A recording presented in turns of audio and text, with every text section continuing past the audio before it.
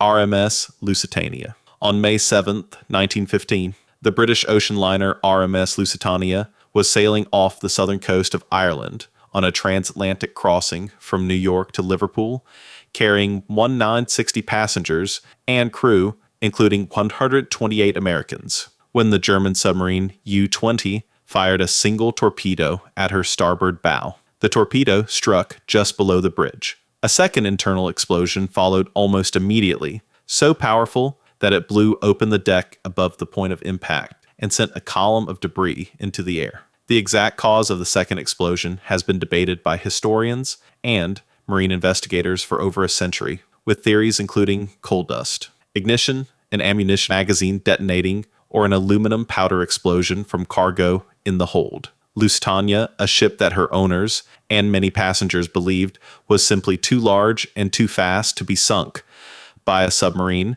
began to sink by the bow. The speed of the sinking, approximately 18 minutes from torpedo to disappearance, was so rapid that most of the lifeboats could not be properly launched. The ship listed sharply to starboard as she sank, making the portside boats impossible to lower, and the starboard boats prone to swinging inward against the hull. Of the 48 lifeboats aboard, only 6 were successfully launched. 197 people died, including 94 children and infants. 761 survived. The immediate political consequence in the United States was enormous. The deaths of 128 American citizens on what was publicly presented as a civilian vessel provoked public outrage, generated massive pro-Allied sentiment, and strained German-American diplomatic relations to breaking point. Germany suspended unrestricted submarine warfare within the year under American pressure, then resumed it in 1917, at which point the United States entered the war. Whether Lusitania's sinking was the primary cause of American entry into the First World War,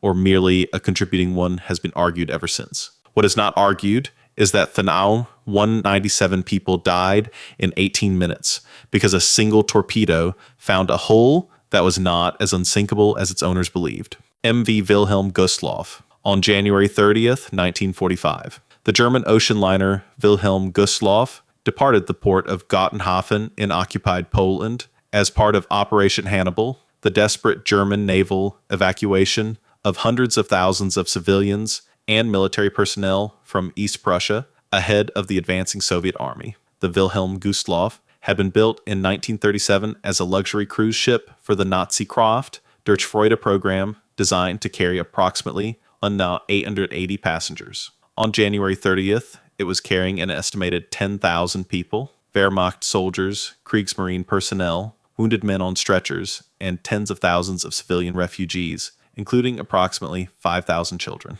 The ship left port in minus 18 degrees Celsius, temperatures the Baltic partially frozen, no lifeboats having been tested in such conditions. The Soviet submarine S-13, commanded by Captain Alexander Marinesko, had been hunting German shipping in the Baltic for days when it found the Gustloff shortly after 9 October in the evening. 3 torpedoes struck in rapid succession. The first hit the bow, the second the swimming pool area amidships, the third the engine room. Power failed almost immediately. The ship listed, then rolled and sank within 70 minutes of the first strike in water that was 2 degrees Celsius, a temperature at which a person who enters the water has a meaningful chance of survival measured in minutes rather than hours.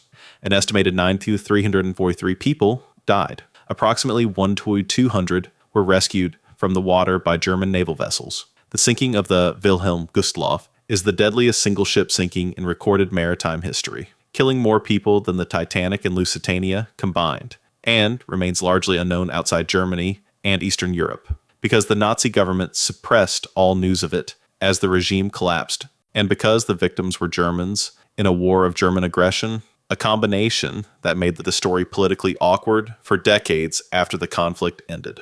MV Goya. On April 16, 1945, the Norwegian-built freighter MV Goya, requisitioned by Germany and converted into a military transport, was sailing from Gdynia across the Baltic Sea toward western Germany as part of the same Operation Hannibal that had already cost the Gustloff and dozens of other vessels. The Goya was carrying an estimated 6,100 documented passengers, with additional hundreds who had boarded without registration in the chaos of the evacuation, including Wehrmacht soldiers, civilians from East Prussia, and wounded men unable to move under their own power. The ship was not designed for passenger transport and had none of a passenger liner's safety infrastructure. No passenger-grade life jackets stowed in accessible locations, no organized muster stations, no crew trained for mass evacuation. At approximately 11:52 at night, the Soviet submarine L-3 fired 2 torpedoes. Both struck. The Goya, a freighter with a single hull and no subdivision designed to slow flooding, broke in two and sank in approximately 4 minutes, a rate of sinking that made almost any organized evacuation impossible. People still below deck had no meaningful time to reach the surface. The few who reached the water found it below 5 degrees Celsius. Rescue vessels in the convoy were small, their capacity limited. Approximately 183 survivors were pulled from the water. Estimates of the total dead range from 6,000 to more than 7,000, making the Goya's sinking the second deadliest single ship sinking in history, surpassed only by the Gustloff less than 3 months earlier. Like the Gustloff, the Goya's disaster was suppressed by the Nazi government and remained obscure internationally for decades. Operation Hannibal as a whole evacuated an estimated 1.1 million people from the Baltic coast between January and May 1945, the largest seaborne evacuation in history, dwarfing the Dunkirk evacuation of 1940. The Gustloff and Goya together represent the worst 2 days in that operation's history and collectively killed more people than all the evacuees Dunkirk saved. SS Laconia. On September 12, 1942, the British troopship RMS Laconia was sailing from Egypt to Britain via the South Atlantic when the German submarine U-156 torpedoed her approximately 500 miles northeast of Ascension Island. The attack itself followed standard wartime practice. Laconia was a legitimate military target. What Commander Werner Hartenstein found when his crew surfaced to observe the sinking was not. Laconia was carrying not only British servicemen and crew, but approximately 1,800 Italian prisoners of war, nominally Axis allies, and their Polish guards, along with several hundred civilian women and children. When Italian POWs began calling out for help in the water, Hartenstein recognized the situation immediately and sent an unencoded radio message on the international distress frequency in English, identifying himself as a German submarine and offering safe passage to any vessel coming to assist survivors, regardless of nationality. He then put his submarine's crew to work, pulling survivors from the water, eventually towing 4 lifeboats on lines from his deck, while his vessel flew the Red Cross flag. Other German and Italian submarines were directed to assist. A French warship was also contacted. Then, an American B-24 bomber from Ascension Island, whose crew had received the distress transmission, but whose commanding officer had ordered them to attack German submarines on sight, regardless of context, bombed U-156, while Italian survivors were crowded on the deck and clinging to lines alongside. Hartenstein was forced to cut the lifeboats loose and dive. Allied command at Ascension subsequently concluded the attack had been appropriate. Of the approximately 2,700 people aboard Laconia when she sank, 11619 were eventually rescued. More than 90,000 died, a significant number in the period following the American bombing that ended the German rescue effort. The Laconia incident prompted Admiral Karl Dönitz to issue the Laconia Order, forbidding German submarines from rescuing survivors from ships they had sunk, a directive later cited at the Nuremberg trials as evidence of a war crime. Though the tribunal ultimately concluded Dönitz had been responding to genuine military circumstances rather than ordering atrocities. HMS Ark Royal. On November 13, 1941, the British aircraft carrier HMS Ark Royal was returning to Gibraltar from a mission to fly off Hurricane fighters to Malta, traveling with an escort of a battleship and 7 destroyers when the German submarine U-81 fired 4 torpedoes. One struck the carrier below the waterline on the starboard side. The damage was severe, but not immediately catastrophic. Ark Royal listed significantly, but remained afloat, and her crew began damage control operations. What should have been a survivable hit became a disaster through a combination of factors that the subsequent Board of Inquiry found to be systemic rather than individual failures. Counterflooding was not applied in time to correct the list. Communication between the engine room and the bridge was inadequate. Key machinery that should have helped maintain buoyancy was not operated because the crew had not been adequately trained on exactly this scenario. By the following morning, the list had grown uncontrollable. Ark Royal sank 14 hours after the torpedo struck, with the loss of only one crew member, a remarkable statistic that highlighted how well the crew had performed the basic evacuation, while also demonstrating how completely avoidable the loss of the ship itself had been given sufficient time and warning. The Navy's investigation was deliberately thorough and unusually self-critical for the era, finding fault not in individual crew members, but in the training regime and emergency preparedness systems that applied across the entire fleet. Ark Royal was the third British carrier lost in the war, and her sinking contributed directly to the reforms in damage-controlled training that would influence fleet survival rates for the remainder of the conflict. Armenia hospital ship. On November 7th, 1941, the Soviet hospital ship Armenia was evacuating wounded soldiers and civilians from Sevastopol and Yalta in the Black Sea, clearly marked with red crosses on her hull and funnel as required under international law when German Heinkel He-111 aircraft of Kampfgeschwader 28 attacked her with aerial torpedoes. 2 torpedoes struck. Armenia sank in approximately 4 minutes. Of an estimated 5,000 to 7,000 people aboard, only 8 survived. The ship had been carrying not only wounded military personnel, but medical staff, civilian refugees, including women and children who had boarded at Yalta in the hours before the attack, and significant quantities of medical supplies and equipment. Whether the German air crew identified the vessel as a hospital ship and attacked anyway, or whether they failed to identify her markings, remains disputed. German wartime records do not clarify the decision-making aboard the attacking aircraft. The lack of survivors meant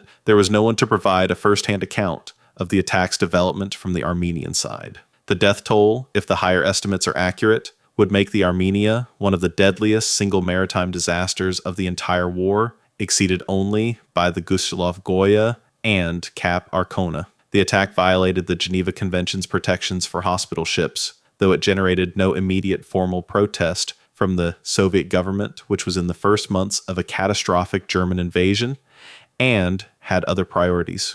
The Armenia's sinking remained almost entirely unknown outside the Soviet Union during the war and for decades afterward, in part because Soviet wartime censorship made no distinction between militarily sensitive information and the deaths of its own civilians at sea. Atago, Yamato's flagship. On October 23, 1944, the Japanese heavy cruiser Atago, serving as the flagship of Vice Admiral Taiyo, Kurita's powerful center force as it steamed toward the Philippines for the Battle of Leyte Gulf, was struck by torpedoes from the American submarine USS Darter in the Palawan Passage. 2 hits were sufficient to sink her. Kurita himself survived and was pulled from the water, transferring his flag to the battleship Yamato. The Darter then turned on the cruiser Takao, striking her with 2 more torpedoes before running aground on a reef while pursuing further targets and having to be abandoned and destroyed by her own crew. The significance of the Atago's sinking was strategic rather than primarily in casualties. Her loss disrupted the coordination of the Japanese center force at the exact moment it was entering the most complex and consequential naval engagement in history. Kurita's flagship communications were lost with Atago. The center force's command structure had to be improvised, and the admiral himself spent time in the water before being rescued, an experience that may or may not have influenced the fateful decision he made 3 days later to turn his force away from the defenseless landing ships at Leyte Gulf and accept what he believed was a tactical withdrawal. 644 men were killed in the Atago's sinking. What their deaths set in motion shaped the final year of the Pacific War. Darter herself ran aground on Bombay Shoal while pursuing further targets and had to be abandoned. Her crew was rescued by her sister submarine USS Dace, and Darter was sunk by American gunfire to prevent capture. Within 72 hours of the Atago's sinking, the Battle of Leyte Gulf had begun in earnest and would consume the remainder of the Japanese Navy as a fighting force. Taiyo Maru. On May 8, 1942, the Japanese passenger ship Taiyo Maru, which had been converted for military use and was sailing from Japan towards Southeast Asia, was torpedoed by the American submarine USS Grenadier north of the Philippines and sank with significant loss of life. Aboard the vessel, among the military personnel and civilian passengers were a number of Japanese naval intelligence officers who were traveling to Singapore and had been carrying top secret plans and documents related to future Japanese military operations. Some accounts suggest these documents, had they been captured rather than sunk, could have altered Allied intelligence significantly. What the Taiyo Maru's sinking definitively produced was the death of several senior Japanese intelligence officials and the loss of operational planning documents at a moment in the Pacific War when each side was in a desperate race to understand the other's intentions. The sinking occurred less than a month before the Battle of Midway, in a period of extraordinary intelligence activity on both sides.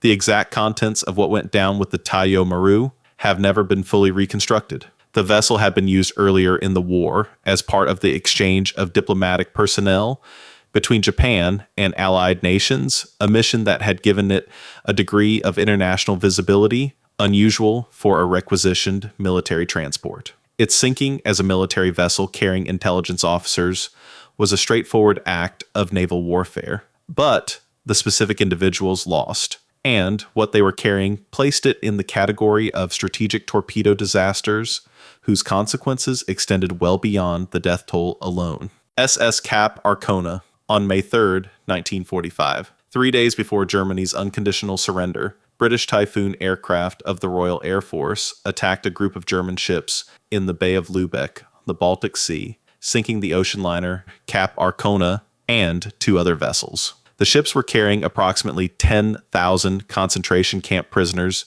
who had been loaded aboard from the Neuengamme camp and its sub-camps, many of them already dying from starvation, disease, and the brutality of years of incarceration. Neither the RAF pilots who carried out the attack, who had been briefed that the ships might be carrying escaping SS troops, nor the British command that authorized the operation knew the true nature of the cargo. Between 500 and 7,000 of the prisoners died shot in the water by SS guards still aboard some of the vessels consumed by fire or drowned in the Baltic. Those who reached the shore were in some accounts shot by German troops and civilians. A handful survived. The catastrophe occurred because of a complete failure of intelligence, coordination between the British military and the humanitarian and intelligence agencies that did by that point have information about what the ships were carrying. It remains one of the most painful episodes of the final days of the European War, a mass killing of concentration camp survivors by Allied aircraft who did not know what they were bombing, carried out 3 days before an armistice that would have rendered the entire operation unnecessary. If you enjoyed this video, subscribe for similar ones and feel free to drop suggestions for the next video in the comments below.